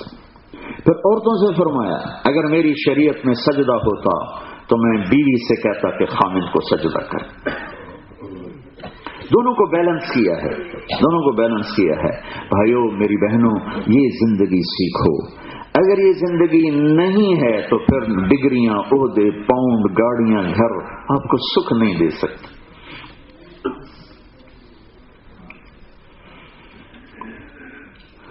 ایک زبان کا میٹھا بول دل جیت لیتا ہے, ایک زبان کا کڑوا بول جنگل میں آگ لگا دیتا ہے. اللہ کی قسم کھا کے کہتا ہوں زبان کے بول کی مٹھاس پوری دنیا کے شہد سے زیادہ ہے, اور زبان کے بول کی کڑواہٹ 7 سمندر کے پانی کی کڑواہٹ سے زیادہ ہے. کیونکہ ہم نے صبر نہیں سیکھا, ہمارے گھر ٹوٹتے چلے جا رہے. ایک دوسرے کو برداشت کرنا سیکھو. سب سے زیادہ شیطان کو خوشی ہوتی ہے جب میاں بیوی آپس میں لڑتے ہیں. سب سے زیادہ شیطان اس بات پہ خوش ہوتا ہے جب میاں بیوی آپس میں لڑتے ہیں. وہ اپنی کچہری لگاتا ہے, روزانہ اس کی جماعتوں کی کارگزاری سنتا ہے. شیطانوں سے پوچھتا کیا کیا, وہ کہتے ہیں یہ کیا وہ کیا. کسی کو رسپانس نہیں دیتے. زنا, شراب, قتل, چوری, ڈاکہ, جوا, سود, دھوکہ, فراڈ, فریب, کسی کو رسپانس نہیں دیتے. اتنے بڑے بڑے گناہوں پر کوئی رسپانس نہیں دیتے. ایک شیطان کھڑے ہو کر کہتا ہے جی میں نے میاں بیوی کو لڑایا, تو وہ اچھل پڑتا ہے. وہ کہتا ہے شاباش تو اصل کام کر کے آیا. اور اس کو قریب بلاتا ہے, اس کو گلے سے لگاتا ہے اور اس کو اپنے پاس بٹھاتا ہے. تو ان سے کہتا ہے بدبختو یہ اصل کام کر کے آیا. شرابی نے شراب پی, اس کا اپنا نقصان ہے. نمازی نے نماز چھوڑی, وہ خود جہنم میں جائے گا. یہ میاں بیوی کی لڑائی تو نسلوں کو برباد کر دے گی.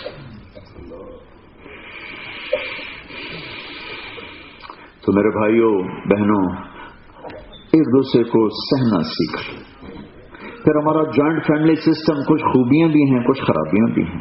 خرابیاں یہ ہیں کہ سسرال وہ اتنی مداخلت کرتے ہیں بچے بچی کی زندگی میں کہ ماں باپ ہو کر اپنے بیٹے کی زندگی خراب کر دیتے, اور اپنی بہو سے اتنے ڈیمانڈنگ ہو جاتے ہیں کہ خامند کا حق پیچھے رہ جاتا ہے اور اس کے ماں باپ کا حق پہلے چلا جاتا ہے. یہ بہت طلبہ تباہی اور ہلاکت ہے. میری بہو پر میرا کوئی حق نہیں. میری بہو پر میری بیوی کا کوئی حق نہیں. ساس کا بہو پہ کوئی حق نہیں. سسر کا بہو پہ کوئی حق نہیں. میں نے اپنی بیگم سے کہا جب بیٹے کی شادی کرنے لگے, میں کہا دیکھو اگر تو اس کو بیٹی بنا کے رکھنا ہے تو پھر تو اس کی ڈولی ہم گھر لے کر آئیں گے, اور اگر تو نے ساس بن کے چلنا ہے تو اس کو میں نیا گھر بنا کے دوں گا, اس میں وہاں اس کو اتاروں گا, میں یہاں نہیں لاؤں گا کہ ہم دونوں اس کی زندگی نہ خراب کریں کہ ہم اپنی گزار چکے ہیں اور انہوں نے شروع کرنی ہے, تو کہیں ہماری وجہ سے بچوں کی زندگی خراب نہ ہو جائے. کہ چھوٹی چھوٹی باتوں پر میری بہنیں بیٹھی ہیں, میں یہ درد سے کہہ رہا ہوں, جب عورت ماں ہوتی ہے تو سراپا محبت ہوتی ہے, جب ساس بنتی ہے تو ایک آگ اس کے اندر بھر جاتی. کیوں؟ اگر تمہیں اللہ نے وسعت دی ہے تو بچے بچی کی شادی کر کے الگ انہیں بٹ کرو, رہائش دو. اگر یہ وسعت نہیں ہے, اتنی گنجائش نہیں ہے, تو پھر ان کی زندگی سے نکل جاؤ, ان کی زندگی میں دخل نہ دو. جب ان میں کوئی ٹھاٹھیا ہو جائے صلح کرانے کے لیے تو آؤ, ویسے ان کی زندگی میں مت داخل ہو جاؤ. کہ اللہ تعالیٰ نے بڑے خوبصورت اصول, میری ماں کا میرے اوپر حق, مجھے ٹکڑے ٹکڑے کر دے اس کا حق ہے میرے اوپر, نہیں میری بیوی پر کوئی حق نہیں. میرے باپ کا میرے اوپر حق, مجھے کان پکڑ کے بازار میں کھڑا ہو کے جوتے مارے اس کا میرے اوپر حق ہے, میری بیوی پر اس کا کوئی حق نہیں. لیکن ہمارا انڈین معاشرہ اتنا الجھ چکا ہے کہ وہ جو ساس سسر ہوتے ہیں وہ بیٹے سے زیادہ حقدار بن جاتے, اور اس سے اتنی لڑائیاں ہوتی ہیں, اتنی نفرتیں پیدا ہوتی ہیں.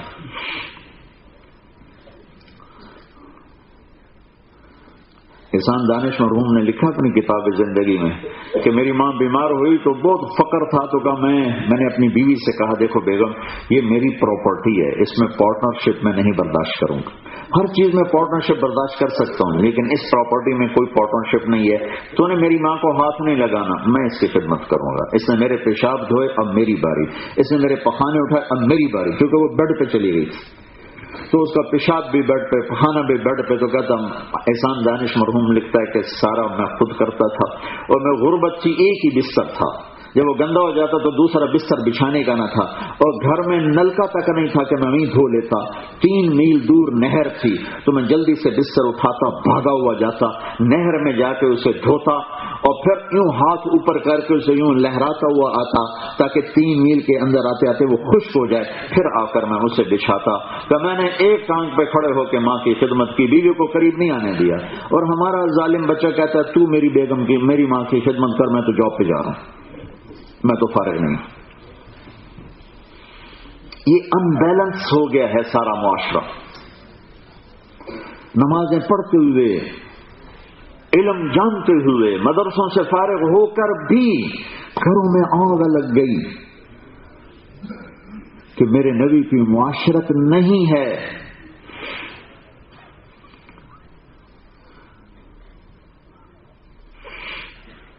حضرت عمر رضی اللہ تعالیٰ عنہ کے پاس ایک شخص آیا کہ میں نے اپنی ماں کے پیشاب دھوئے، پخانے دھوئے، کیا میں نے ماں کا حق ادا کر دیا؟ کہ نہیں۔ کہ کیوں؟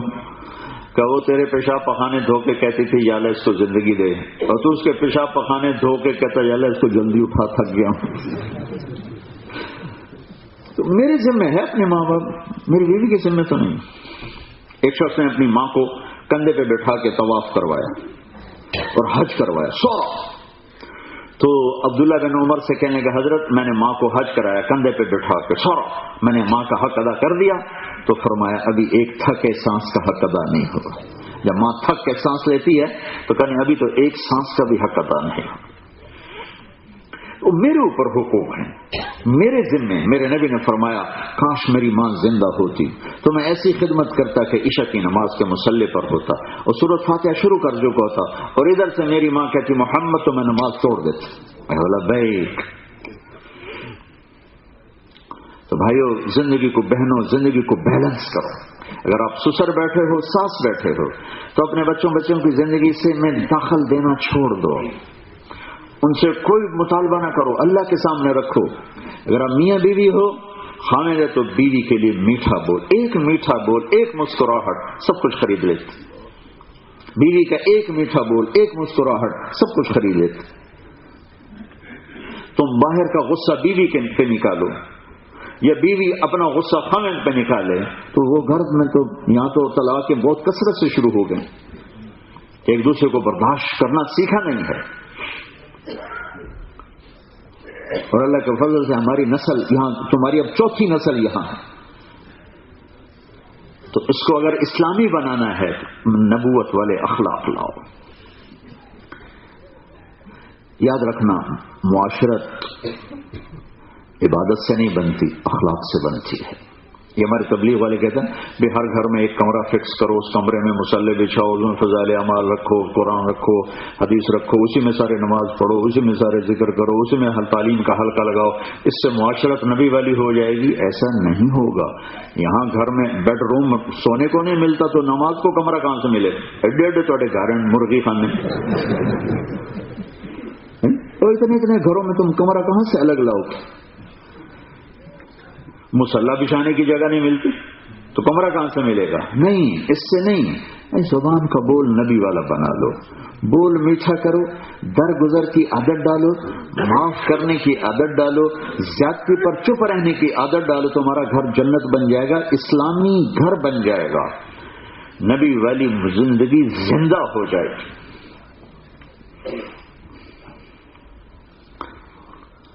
یہ بھائیو سیکھنے کی چیز، سیکھنے کی چیز، سیکھنے کی چیز۔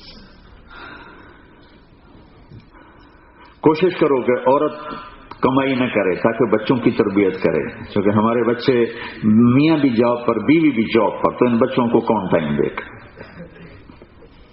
اور اگر تمہاری کوئی مجبوری ہے نہیں چھوٹ سکتی ہے تو پھر کم از کم ہفتے میں جو 2 دن چھٹی ہوتی ہو تو اپنے بچوں کے ساتھ بیٹھو، ان کو بتاؤ تو صحیح ہم کون ہیں، پیار سے، محبت سے، الفت سے۔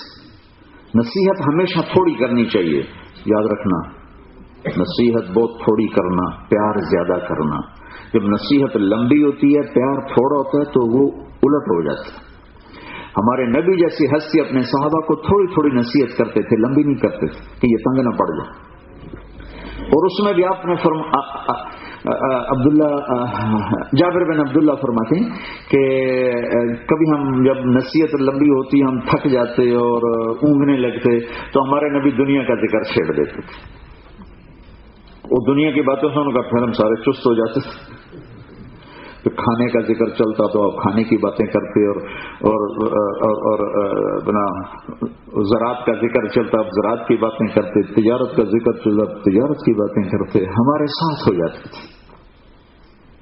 تو ٹھوسنی نہیں چاہیے اور بہت تھوڑی ہونی چاہیے۔ تمہارے اخلاق ایسے ہوں، تمہارے اخلاق سب سے بڑی نصیحت ہے، تمہارے رویے سب سے بڑی نصیحت ہے، تمہارا سلوک سب سے بڑی نصیحت ہے۔ تو بھائیو میں نے آپ کا زیادہ وقت لے لیا، 1 بجے تو نماز تھی، غالباً 1:05 ہو گئے، تو بہرحال آپ سب بھائیوں سے درخواست ہے، بہنوں سے درخواست ہے کہ ہماری یہ ٹرائنگل ہے نا، لا الہ الا اللہ محمد رسول اللہ، اوپر آخرت. یہ آخرت کی سیڑھی پر چلنے کے لیے دو چیزیں ہیں، ایک عبادات ہیں اور ایک میرے نبی کے اخلاق ہیں. عبادات تو کچھ موجود ہیں، اخلاق موجود ہی کوئی نہیں ہے. میں دنیا پھرا ہوں، 6 بر اعظم بار بار پھرا ہوں، لیکن میں نے نہیں دیکھے اخلاق والے الا قلیل، بہت کم بہت کم. 1 کروڑ مسلمان اکٹھے کروں تو شاید اس میں ایک نہ نکلے کہ جو معاف کرنا جانتا ہو، جو درگزر کرنا جانتا ہو، جو سہنا جانتا ہو، جو صبر جانتا ہو، جو دکھ دینے والے کو بھی سکھ پہنچانا جانتا ہو. یہ اخلاق. کیمپ شو تو اخلاق نہیں ہے. جو کیمپ شو کرے تم بھی کیمپ شو کرو، جو کیمپ شو نہ کرے اس کو کیمپ شو کرو، یہ اخلاق.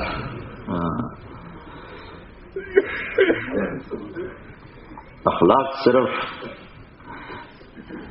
برابری کا نام نہیں ہے، گھاٹے کا نام ہے. جو سلام کرے میں سلام کروں گا، یہ تو اخلاق نہیں، یہ تو ڈیلنگ ہے. جو نہ کرے میں اس سے کروں، یہ اخلاق. جو نہ پوچھے میں اس سے پوچھوں، یہ اخلاق. تو جو نبوت والے اخلاق کو لے کر چلے گا، گھر اس کا اللہ آباد کر دے گا. تو بھائیو، یہ اس کو سیکھنے کی محنت ہے. تبلیغ صدیوں کے بعد ہمیں کام ملا ہے. اللہ کے واسطے اس میں سنجیدگی سے ٹائم دیا کرو. ٹائم دو گے تو انشاءاللہ اللہ تعالیٰ آپ کی بچوں کی، آپ کی نسلوں کی زندگی بدلے گا. ابھی آپ کا ملک ہے، یہاں آپ اچھے انسان بن کے رہو. کسی جھوٹ نہ بولو، دھوکہ نہ دو. اپنے ٹیکس مت چراؤ. ٹیکس بچانے کے لیے جھوٹ بولنا، ٹیکس بچانے کے لیے غلط پیپر بنانا، یہ ہیرا پھیری نہ کرو. یہ حکومتیں آپ کے ساتھ دیانتدار ہیں، آپ دیانتداری کا کام کرو. ہمارا تو یہ نہیں کہ ہمارے حکمران بڑے چور اور عوام چھوٹے چور، تو چور کو چور کاٹے ہو تو چل رہا ہے. لیکن یہاں تو تمہاری حکومت چور نہیں ہے، تم پہ خرچ کرتے ہیں، تو تم چور نہ بنو. مسلمان اور جھوٹ بولے نہیں، مسلمان اور دھوکہ دے نہیں. میرے نبی نے فرمایا میرا امتی ہر گناہ کر سکتا ہے، 2 نہیں کر سکتا. ایک جھوٹ نہیں بول سکتا، ایک دھوکہ نہیں دے سکتا. جب تم اس حکومت سے پورے نفع اٹھاتے ہو تو ان کو دھوکہ نہ دو. ان کا ٹیکس مت چراؤ. چوروں کا چوری کرنا تو وہ بھی ٹھیک نہیں ہے، وہ بھی ٹھیک نہیں. پاکستان میں تو لوگ ٹیکس دیتے نہیں، یا بڑے بڑے نمازی بھی الگ ایک وکیل رکھا ہوا ہے کہ ٹیکس چرانا کیسے. وہ ان کو طریقے بتاتا ہے، یوں چرانا، یوں چرانا، یوں چرانا. مجھے کبھی، میرے دل کو کبھی یہ بات نہیں لگی کہ میں جھوٹ بول کے کچھ پیسے بچا. میں لعنت بھیجتا ہوں اس پیسے پر جو جھوٹ کے ساتھ آئے. میں سچ بولوں اور پوری دنیا چلی جائے، میرے لیے نفع کا سودا. میں سچ بولوں اور میرا اللہ راضی ہو گیا، بس میرا کام بن گیا. اپنے بچوں کو، اپنے آپ کو سچ کا عادی بناؤ. حکومت کے ساتھ ہمارے یہاں کے یہ ابھی میں یورپ کا سفر کر کے اگست میں 10 ملکوں میں ہر جگہ یہ کہانی سننے کو ملی کہ یہاں کی لڑکیوں کے ساتھ شادی کرتے ہیں، پیپر بناتے ہیں، بھاگ جاتے ہیں، پیپر بنتے ہیں، بھاگ جاتے ہیں. ہائے ہائے ہائے. جب رہبری چور بن جائیں گے تو راستہ کون دکھائے گا؟ جب رہبری ڈاکو بن جائیں گے تو راستہ کون دکھائے گا؟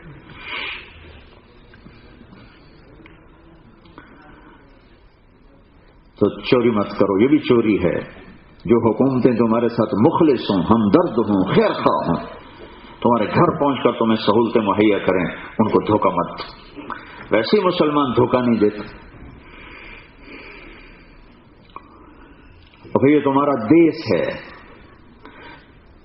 اپنا ملک سمجھ کے یہاں زندگی گزارو. ہندوستان پاکستان میں جائیدادیں بنانا ختم کر دو. تمہاری اولادیں واپس نہیں جائیں گی، ادھر ہی رہیں گی. کوئی گجرات میں بنا رہا ہے، کوئی پاکستان کے گجرات میں بنا رہا ہے، پیچھے قبضے ہو جاتے ہیں. کوئی پیسے یہ خرچ کرتا ہے، قبضہ کوئی کرتا ہے. وہ تو سارا ٹھگ بازی کا بازار ہے. اور تمہاری نسلیں واپس تو نہیں جائیں گی کہ تم پیچھے جائیدادیں بناؤ. میں ہر جگہ یہ لطیفہ سنا رہا ہوں کہ ایک پٹھان کا خرگوش گم ہو گیا. تو لوگوں نے افسوس کیا، خان صاحب بڑا افسوس ہے، آپ کا خرگوش گم ہوگا. سوچا کوئی بات نہیں ہے، ہم نے اس کو نسوار لگا دیا ہے، جب نشہ ٹوٹے گا ہمارے پاس آئے گا. تو تمہیں انگلینڈ کی نسوار لگ گئی، اب تم جاؤ گے انڈیا پاکستان رہو گے لوڈ شیڈنگ میں. انڈیا میں بھی لوڈ شیڈنگ ہوتی، پاکستان میں لوڈ شیڈنگ ہوتی. ہمارے پاکستان کا تو حاج وہاں جب میں نے بجلی کا کیا حال ہے، جی جامن کا تو پتا کہ آمن کا پتا کوئی نہیں، پتہ نہیں کب آئے گی. تمہاری نسل وہاں جا کے رہ سکتے.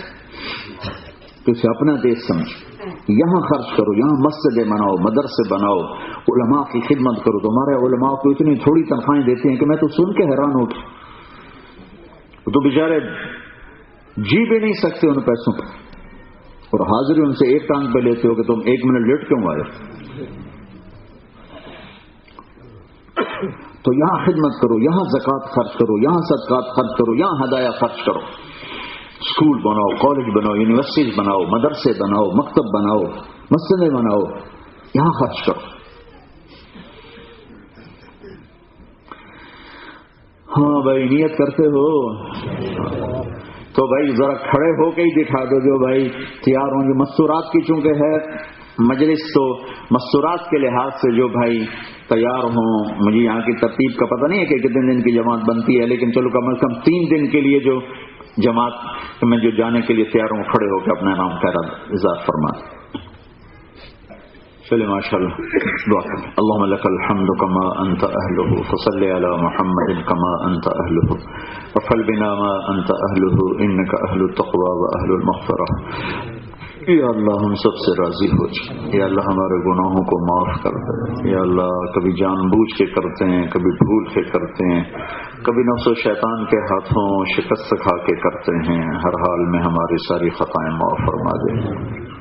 ہمیں یا اللہ ایمانی معاشرت دے دے، یا اللہ نبی والی معاشرت دے دے، نبی والے اخلاق دے دے، نبی والا سلوک دے دے، آپ والی عبادات عطا فرما۔ یا اللہ ہماری نسلیں اب یہاں آباد ہو چکی ہیں، انہیں صحیح ایمان نصیب فرما، اسلامی معاشرت نصیب فرما۔ یا اللہ ایمان کی ہوائیں چلا، یا اللہ دیانت، راست بازی، سچائی کا عادی بنا، جھوٹ فریب دھوکہ سے حفاظت فرما۔ جتنے مستورات مردوں عورتوں کا مجمع تشریف لایا ہے ان سب کو قبول فرما، ان سب سے راضی ہو جا، ان کی اندرونی بیرونی یا اللہ روحانی جسمانی ساری حاجات کو پورا فرما۔ یا اللہ تنگ دستیاں تنگیاں دور فرما، یا اللہ آپس میں لڑائیاں ہیں تو صلح کرا دے، توڑ ہے تو جوڑ پیدا فرما دے، روٹھے ہوئے ہیں تو آپس میں ان کو منا دے۔ یا اللہ اے میرے مالک، اے میرے مولا، جو ہمارے ایمان پہ چلے گئے تیری بارگاہ میں ان کی قبروں کو جنت کا باغ بنا دے، جب ہم جائیں تو ہمیں ایمان پہ واپسی مقدر فرما، بیماریوں سے، دکھوں سے، دردوں سے ہماری حفاظت فرما۔ وصلی اللہ تعالی نبی کریم، آمین۔